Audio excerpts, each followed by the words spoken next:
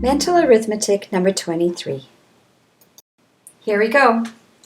19 multiplied by 3, subtract 2, subtract 4, and multiply it by 2, and subtract 3 and multiply it by 7 and multiply it by 13, then divide it by 9 and subtract 1 and multiply it by 10.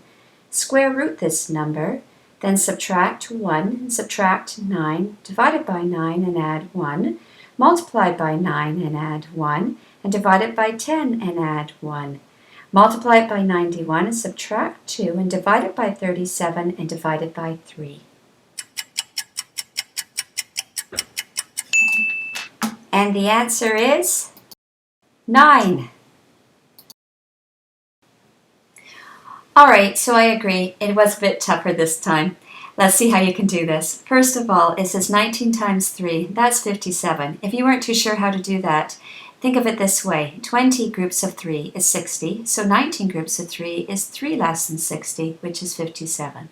So you start with 19 times 3 is 57. Subtract 2 is 55. And then subtract another 4 gives you 51. Multiply that by 2 is 102. Subtract 3 gives you 99. Now 99 is 9 times 11. Remember that. Because now you're going to multiply by 7 and then multiply by 13.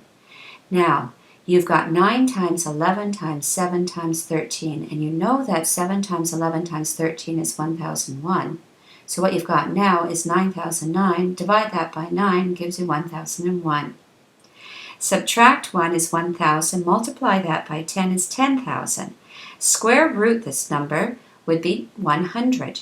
Subtract 1 is 99. Subtract 9 is 90. Then divide that by 9 gives you 10.